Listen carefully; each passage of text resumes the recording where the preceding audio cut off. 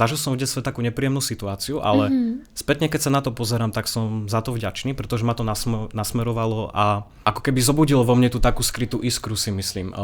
Ja momentálne sa trénujem na tých krátkych filmoch. Potom ten scenár ako nabral iný príbeh a plus ešte nejaké zábery na tú prírodu, že tak metaforicky to vyjadriť. Tie svoje myšlienky, či už z tých snov, že by to vyšlo zo mňa von, aby to neostalo len u mňa v hlave.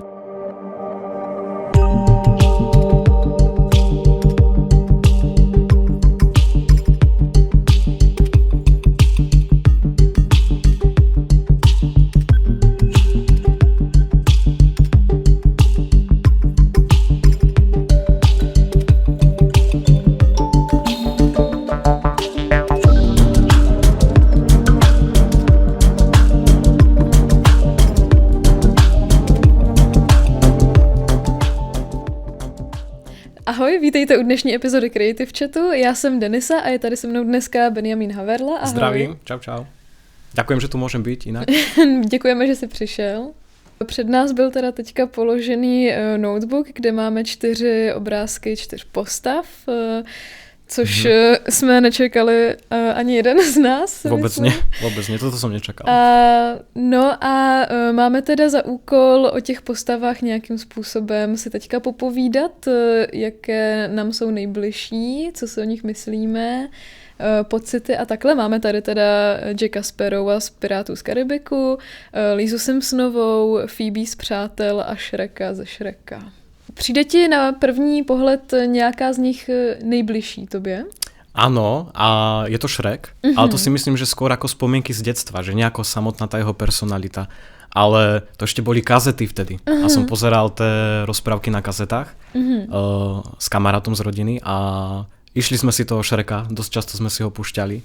A dokonca sme si robili srandu, lebo na tých kazetách sa to dalo pretáčať potom dozadu. Takže keď už sme videli niekoľkokrát ten film, Shrek 1, tak sme mali zabavku z toho a strašne sme sa rehotali, keď to išlo všetko po spátku, ako dozadu. Takže to bol dobrý zážitok, no, to má peknú spomienku z detstva. Jo, hezký. No, za mě asi ta Líza ze Simpsonů, hlavně proto, teda zase z dětství, teď už ani tak ne, ale když jsem byla malá, tak jsem byla takovej ten klasický prostě jako nerd, který prostě dělal všechno podle těch pravidel. Pořád mi přijde strašně jako nelegální třeba jako přejít přes přechod, když nesvítí zelená nebo něco takového. Takisto, občas to akože už poručne som sa zhoršil, ale keď som bol menší, tak áno, bol som taký istý. A tiež tú personalitu cítim, že tiež by som sa prirovnal viac k tej Líze. Tiež ako nerdík. Ano, mě to vždycky říkala mamka, já jsem to tehdy brala jako kompliment, ale teď, když se na to koukám zpětně, tak si říkala mi jenom, že jsem otravná,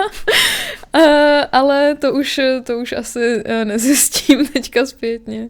Čo sa týka toho Jacka Sparrowa, tak akože ten film mám rád. Som pozeral tie všetky časti, čo natočili. A mám taký super zážitok z festivalu, keď som mal taký krátky film nominovaný vo Francúzsku na Red Movie Awards, tak dostal som to pozvanie a mám tam krásne spomienky a stretol som tam vtedy herca Lee Arenberg. Väčšinou, keď poviem jeho meno, tak ľudia si ho nevedia vybaviť, ale on hral tú postavu v tých Pirátoch z Karibiku, taká tá komická dvojka. Neviem, či vieš. Videla si ten film? Viděla jsem všechny. Neviem, či si vybavíš tú komickú dvojku, je taký jeden chudý pirát s tým dážnikom tam bol a potom vedľa neho ten druhý, tak to bol ten herec.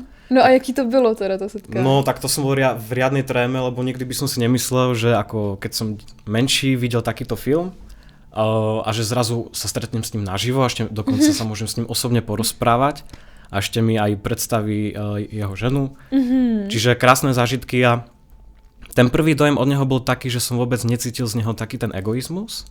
Aj napriek tomu, že chodí už na takéto úžasné tie filmy, tie veľké produkcie. A bol veľmi zlatý, nazval ma Youngster, lebo som tam bol skoro asi najmladší vtedy, keď som prišiel na ten festival. A hovoril také krásne myšlienky, neviem, či si teraz spomeniem takto hneď z hlavy, čo všetko povedal.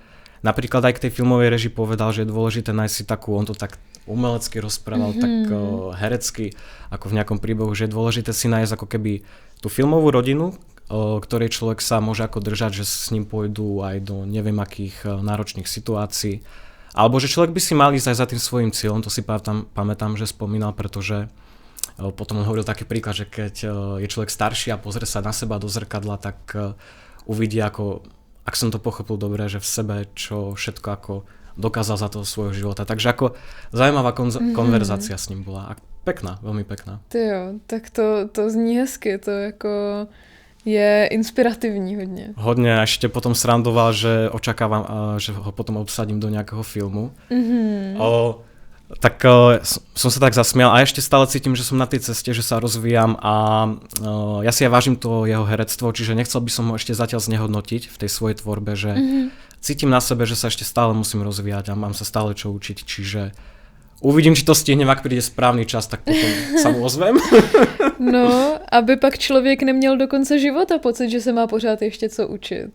Jo, ja si myslím, že ešte stále čo mám, že ešte musím rozvinúť to filmové remeslo, ale súhlasím s tým napríklad, že ak dokončím to štúdium, tak asi prišiel čas začať akože nielen stále sa učiť rozvíjať, ale byť odvážny, skúsiť posunúť ďalší projekt. Ale tak ja už aj popri tom štúdiu si robím tie autorské projekty a postupně cítím ten progres v těch svojich projektoch. Jo, tak to jsem ráda, že jako se člověk dokáže takhle ohlídnout a podívat se, že vlastně teď už je zase jinde, než byl předtím.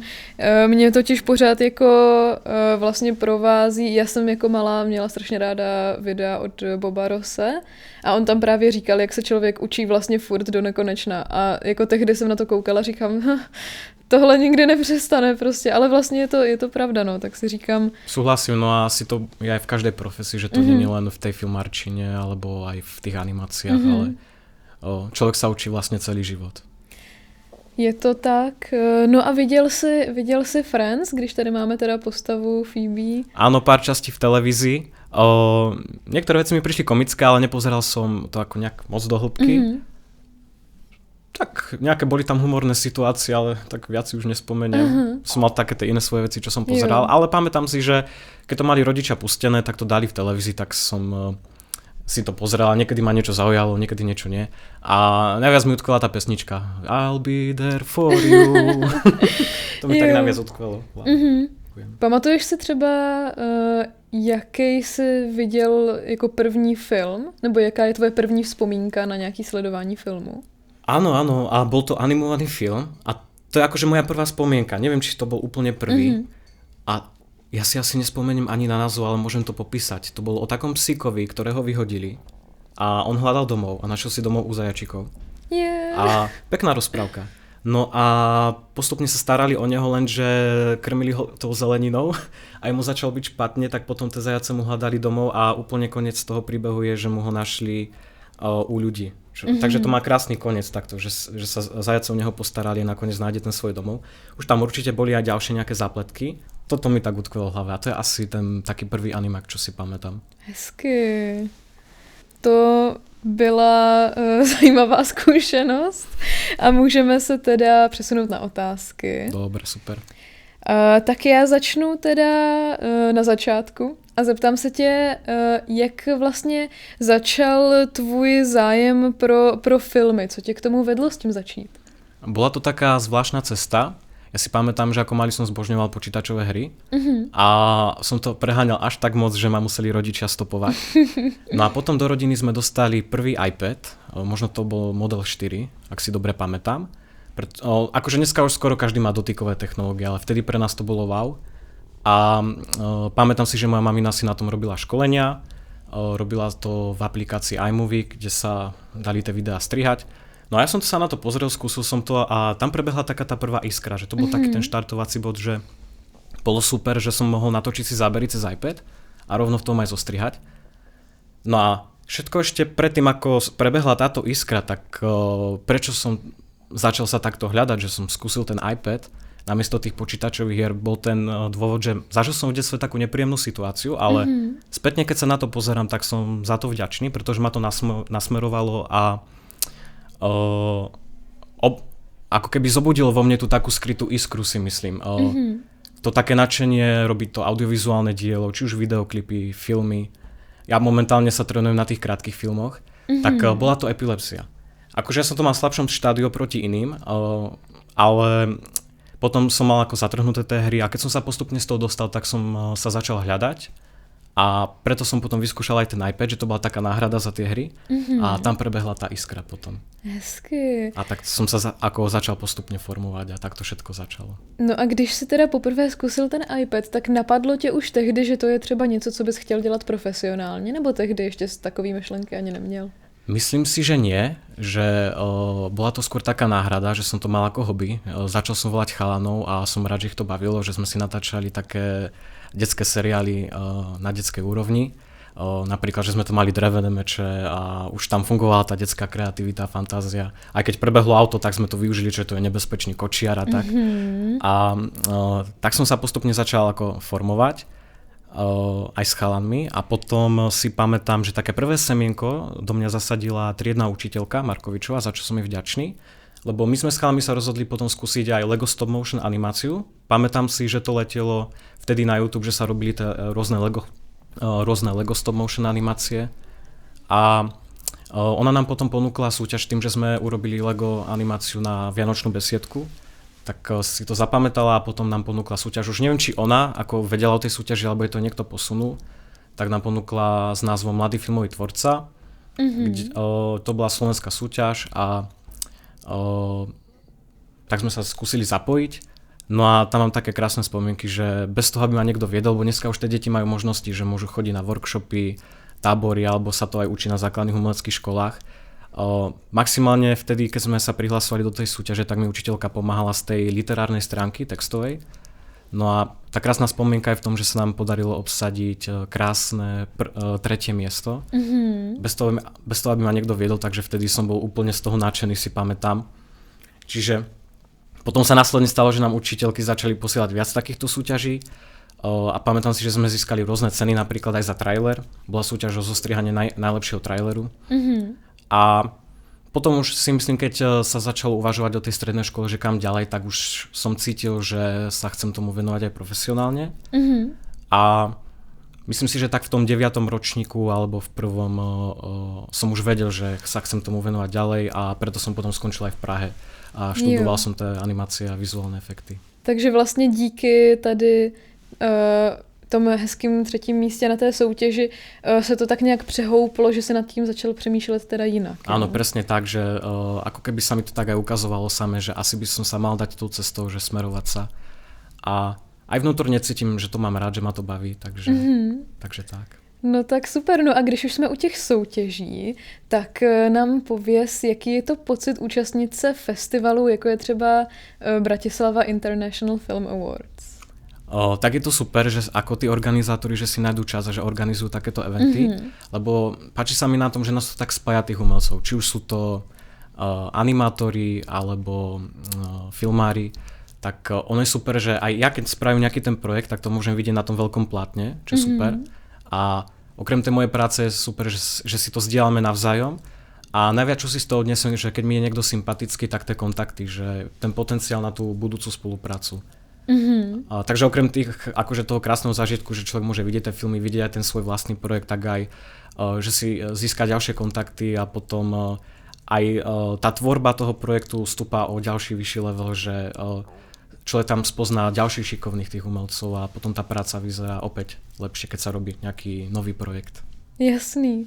No tak to je zajímavý a já ti to strašně přeju, že máš takový jako zážitky z toho. Ďakujem. A teď bych se přesunula na tvoji tvorbu a kreativní proces. Tak nám třeba řekni, jaký je tvůj proces vlastně vymýšlení námětů na ty filmy? Od té vlastně první myšlenky až po ten hotový projekt. Tak ono tie nápady mi prichádzajú v hlave sami, ako keď nerobím pre niekoho, že mám nejaký vlastný autorský. A myslím si, že tú inšpiráciu zbieram, že to je taká zmes toho, čo prežijem v živote, takže buď vlastná akože tá reálna životná skúsenosť, alebo to, čo vidím vo filmoch, prečítam knihy, komiksy. No a to si myslím, že hoci tie nápady ako idú same, tak myslím si, že to tak ako navnímam a potom tá myšlienka príde a mám takto získanú tú inspiraci na nejaký projekt. Hezky, takže vlastně nejvíc z vlastních zkušeností teda. Áno, aj to napríklad, čo navnímam, že ma inšpiruje, či už nejaká kniha alebo film, Dokonca ešte sa mi stáva, že odkiaľ získavam inšpiráciu. Keď som bol menší, tak o mnoho viac, dneska už menej aj z vlastných snov, že niekedy sa mi snívajú také sny filmové, že to mám prepracované do detailu. Napríklad pamätám si, že sa mi snil taký sen, keď som menší, o vzdušnom meste a tam som do detailu videl tú architektúru. Úplne do detailu nie ako majú to tí 3D animátori, že napríklad vedia, že aká je tam textúra v tom objekte a tak ďalej.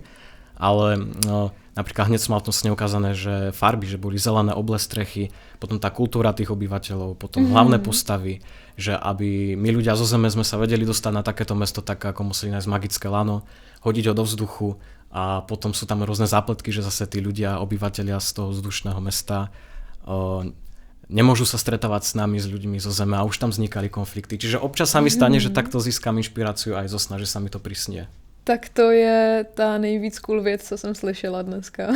Je to akože super, no, že ten človek dostane takto inšpiráciu. Ja to si myslím, že to aj asi, čo navnímam okolo seba, potom sa mi občas stane, že dostanem takúto zmes a niektoré tie koncepty a nápady sú naozaj super, že to môžem použiť vo svojich budúcich projektoch. No tak super. No a řekni teda, když už máš tu myšlenku, ať už teda ze života nebo ze snu nebo z knížky a tak podobně, tak jak se potom z té myšlenky teda stane nějaká hotová práce? Teda jaký je ten proces? To je dobrá otázka, lebo teraz by som, ja som takto spravil najnovší projekt, videoklip s názvom Tak malo stačí. Kde plačú duše z rozchodov. Láska si zvláštna, boj bez nádejí, rany nezacelí, lepšie preč ísť. A teraz už by som chcel postupovať inak aj na základe tých skúseností z toho predošlého projektu. Čiže kebyže mám už ten námet rozpracovaný, alebo že v hlave, tak najprv by som asi rád začal, ak by to bol autorský projekt, že nie pre niekoho, lebo pri druhých ľudí tam sa snažíme aj prispôsobovať, lebo každý má to inak, ako by som to povedal, inú tú pracovnú skúsenosť, alebo inak je zvyknutý pracovať, takže tam sa snažím tak s tým človekom zjednotiť. No a čo sa týka tej autorskej tvorby, tak ja by som rád začal najprv s concept artom, že ja si urobím nejaké základné skice, aj si pomáham tými nástrojmi z tej predošlej hry. Tam som tie nástroje nemal, ale pri tej vlastnej tvorbe by som si pomáhal. A z tých mojich skic potom by som rád spolupracoval s nejakým šikovným výtvarníkom alebo umelcom, že mi pomôže zrealizovať tie vízie, ktoré mám. A následne s týmito konceptmi by som chcel osloviť napríklad scenaristu, že ho zaujmem. A ak by nám tá spolupráca fungovala, tak by sme spolu vlastne rozpísali ten príbeh, aby to malo dobrú zápletku, bol tam ten konflikt a tak. A potom už by som asi klasicky postupoval, že už by som premýšľal, že akí ľudia by na tom robili. Dneska máme aj ten internet, čo je super, že na niektoré spolupráce sa dajú zohnať aj online, keď človek má problém takto nezávisle zohnať kontakty ako lokálne. Už aj to, že chodím na tie festivály, tak postupne ako spoznávam nových ľudí. Čiže potom už by ma nejak tá cesta zaviedla a to, čo by mi išlo dobre, toho by som sa aj chopil, napríklad tá postprodukcia, že by som zostrial tie materiály. A aj tam by záležalo, že aký ambiciozný by to bol projekt, že určite by som bol otvorený aj v tej postprodukcii k tej spolupráci, že ak je napríklad niekto šikovný v color gradingu, v tom farbení tých videí či filmov, tak ako super za mňa. Že sa tá práca podelí, že každý tam niečo dá zo seba do toho projektu. No a čo sa týka toho videoklipu, tam som postupoval úplne inak.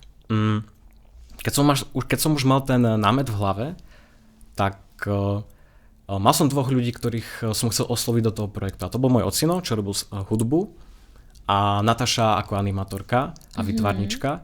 Takže ja som najprv začal tak, že som oslovil ocina, že som mu predstavil ten námet a keď som vedel, že ide do toho, tak sme sa dali na tú hudbu.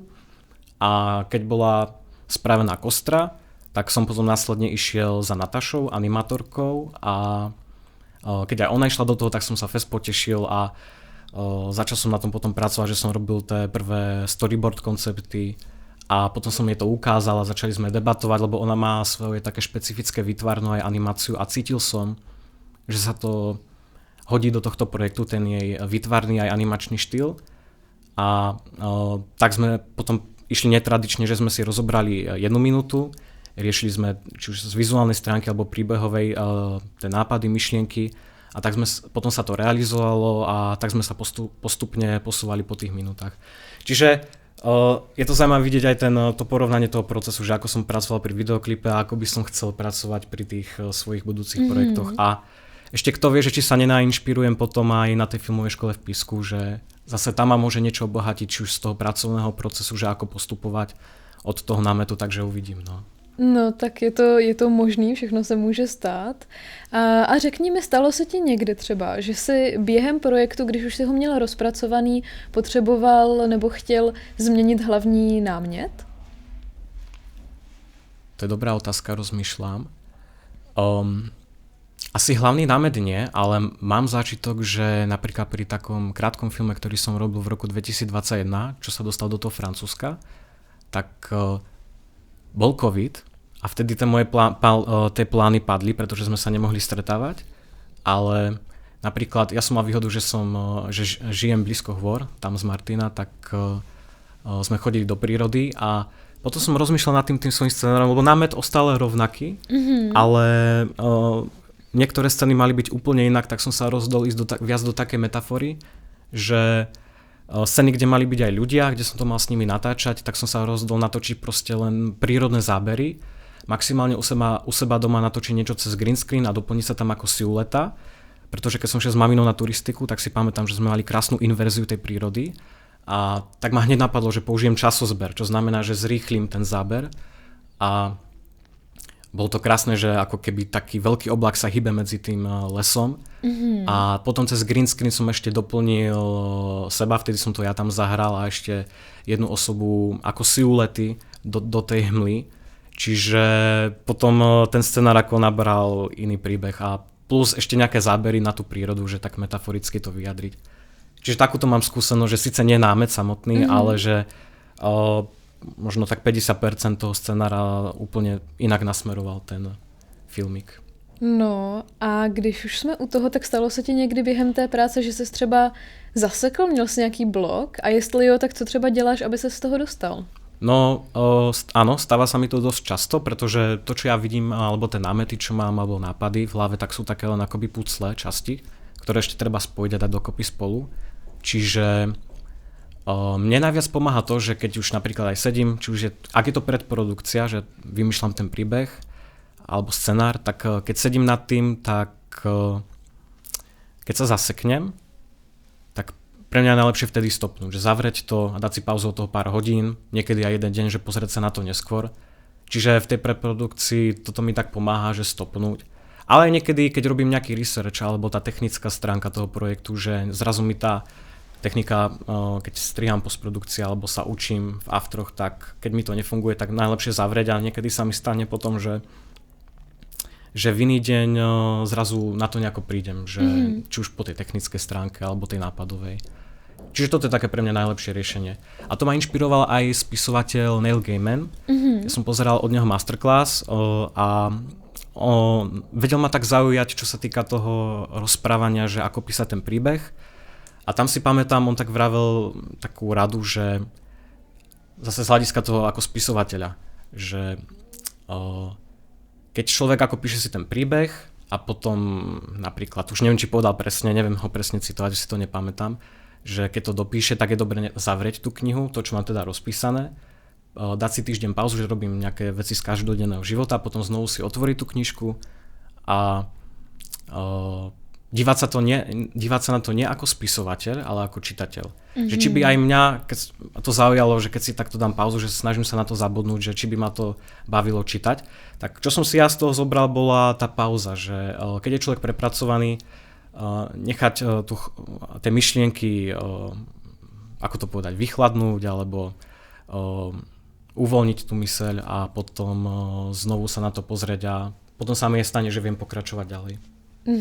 Tak hezky, to je taky dobrá rada, už jako jsem se tady ptala dalších pár hostů a už mám jako takový odpovědi, jako že někdo si jde třeba zaběhat, někdo si takhle dá jako presne, to. No, presne tak. Já bych si teda nešla zaběhat osobně, ale každý má to svoje, no a to je na tom právě hezký. A co tě na té práci nejvíc naplňuje? Ja sa to pokúsim dať do slov. Je určite tam veľa vecí, čo ma na tom naplňuje. Myslím si, že aj to z detstva, že ma to tak chytilo. A Myslím si, že ma naplní na tom to, že keď vidím ten svoj projekt na tom veľkom plátne. Vždycky, keď sa spraví takýto filmík alebo videoklip, tak ono to má svoje čaro, keď to človek vidí na veľkom plátne. Ďalej, to, že ak sa to niekomu náhodou aj páči, to, čo spravím, tak to ma ešte vie obohatiť ešte viac, alebo keď to niekomu dá nejakú hodnotu, tak to sú tie veci, ktoré ma naplňujú. Ešte rozmýšľam, že čo. Aj tie zážitky s tými ľuďmi, že tá spolupráca, ako nemusí to byť vždycky príjemné, záleží to akože od projektu, ale potom sú na to aj krásne spomienky, tá práca s tými ľuďmi. Takže tá spolupráca si tiež myslím, no tá jednota, akože sa vtedy musíme hľadať tie spoločné riešenia, čo sa týka toho projektu. Aj potom, že to nie je taká monotónna práca, že stále pri týchto projektoch človek môže zažiť, teda ak ide o tú autorskú tvorbu, tak človek tam môže zažiť vždycky niečo nové, lebo každý projekt je iný. A myslím si, že ešte určite viac vecí by som takto vedel povedať, kebyže rozmýšľam nad tým. Už len to aj tie nové kontakty napríklad, že keď idem na ten festival a že spoznám ďalších šikovných tvorcov. To sa mi napríklad stalo s tým videoklipom, že tú Natášu som spoznal cez Synámu, cez súťaž amatérskych filmárov a potom som si takto pamätal dlho v hlave a keď prišiel ten správny čas, tak som ju oslovil a takto sme sa dali do spolupráce na videoklipe. No tak super, hezký. To vypadá, že tě na tom vlastně baví hodně i ti lidi jako v té práci. Presne tak, lebo ono je super na tom, že tí ľudia sú talentovaní a teraz keď vás niečím prekvapia, že vy máte tú víziu toho projektu a nakoniec potom niekto je šikovný, či už v tej animácii, vytvárne a príde s nejakým super nápadom, čo stále splňa tú víziu toho projektu, tak to ma vie vždycky potešiť. No a teda, který z tvých projektů je třeba tvůj oblíbený a proč? Môj najobľúbenejší projekt si myslím, že je ten najnovší, čo mám, ten videoklip, tak málo stačí. A myslím si, že to z toho dôvodu, že keď si to vezmem ako celok, tak a porovnám si tú svoju predošlú tvorbu, tak vidím, že je to na vyššej úrovni, takže myslím si, že z toho dôvodu. Aj to, že už to bol taký väčší tím ľudí a páči sa mi, že každý tam z nás dal niečo zo seba. Napríklad otec, čo sa týka tej hudby, dokonca aj spevák, keď spieval tú pieseň, tak dostal nejaký nápad tam zmeniť pár slov. Tak, a stále sa to držalo tej vízie, takže to bolo tiež super. Natáša ako animatorka, výtvarnička, úžasne tiež po tej vizuálnej stránke tam dala tiež zo seba. A to bolo aj cieľom toho projektu, že nech to nie je čisto len moje, ale vidím, že ten projekt naozaj nabral tú hodnotu v tom, že držalo sa to tej vízie, na to som musel dávať pozor, ale že každý tam vedel aj z tých svojich zážitkov alebo z toho svojho sveta tam niečo dať do toho. Čiže to sú také dôvody, prečo si myslím, že to mám rád. A hlavne to aj keď si to porovnám, že je to naozaj progres. Napríklad aj v tom projekte boli väčší profíci, že čo sa týka tej hudby, tak dali sme si spraviť mastering v Bratislave. Je tam naozaj šikovný pán. Teraz neviem, či presne, že sa mi zdá, že vyštudoval aj zvukovú režiu v Londýne a tak. A robí takto mastering na tej hudby. Takže keby niekto si chcel dať spraviť mastering na nejakú hudbu, pieseň či videoklip, tak určite odporúčam. Takže tak, no. Kde se třeba vidíš po studiu? Ty teď budeš ještě studovat, ale jaké máš pak cíle do budoucna? To je dobrá otázka, lebo ja takto do diaľky moc nevidím. Aktuálne sa snažím oddychovať, čo som už vlastne hovoril. A potom budem pokračovať v písku. Tam budem pokračovať na tých klasická animácia a vizuálne efekty. Ale zároveň by som sa tam chcel aj rozvíjať v tých ďalších oboch, že vyskúšať si to, zistiť, ako to tam je. No a mne sa väčšinou stáva, že tak ku koncu studia, alebo keď sú to také vážne rozhodnutia, povedzme, že napríklad z tej základnej školy na tú strednú, potom zo strednej na vysokú, sa mi zrazu, že viem, že čo chcem robiť ďalej. To sa mi stalo napríklad aj na strednej, že keď už som končil tú maturitu, tak som skončil tu v Prahe. A potom, keď som aj úspešne absolvoval tu v Prahe tie štátnice, tak už som si robil portfólio na príjmačky a tak ďalej a nakoniec som zistil, že teda budem v písku. A to si myslím, že sa mi stane, teda mám takú nádej, že na konci studia, že budem vedieť, že ako ďalej sa mám nasmerovať. Ale mám také ešte sny, že by som to, čo mám v hlave, stihol potom dať ako či už do komiksu alebo do knihy, poprípade do filmov. Že tie svoje myšlienky, či už z tých snov, že by to vyšlo zo mňa von, aby to neostalo len u mňa v hlave. Tak to sú také tie moje sny, čo by som ešte si chcel splniť. No, tak to je za prvé hezký a za druhé mi přijde, že je to i dost dosažitelný, takže hodně štěstí v Ďakujem tomhle. krásne. A já se tě na závěr zeptám, co bys vzkázal malým klukům a holkám, který vlastně baví tvořit stejně jako tehdy tebe? Tak ja sa pokúsim vzkázať také tie motivačné, pozitívne veci, že ak vás to baví, tak určite si choďte za tým a aj keby náhodou sa stane, že sa vám nepodarí získať, že ak ste súťaživé typy, že sa vám nepodarí získať nejakú cenu, tak pokračujte v tom ďalej, ak vás to naozaj baví, pretože není pravidlo, že keď mi nevyjde prvý projekt, druhý, tretí, tak sa nepodarí ani štvrtý. A pre také naozaj súťaživé typy, ktorí fakt chcú akože chodiť do tých súťaží a vyhrávať ceny, lebo to na tom tábore vidím, že niekedy, keď som lektoroval, tak tie decká boli sklamané, že nezískali cenu, tak taký strategický typ, že nech ten svoj projekt určite posielajú do viacerých súťaží, lebo to som zažil aj na tých svojich vlastných projektoch, že každá porota je iná a každá porota to vníma inak. Čiže napríklad nepodarí sa mi to v tej súťaži alebo festivale, tak sa mi to môže podariť ako v tom druhom. A to nemusí byť len asi filmová tvorba, že keď máte niečo, čo vás naplňuje a možno niekedy sa stane, že niekto najbližší vás od toho odhovára, tak ako počúvajte ten svoj vnútorný hlas a určite si choďte za tým a verím, že potom objavíte tú svoju cestu alebo na niečo prídete v živote, že budete vedieť potom, že čo ďalej. No, tak super, to bylo moc hezký a děkujeme, že hlavně, že jsi přišel. Ďakujem krásne, že som tu mohol byť. A to je od nás dneska všechno, takže děkujeme i posluchačům, že se podívali, poslechli si a uvidíme se zase u příští epizody.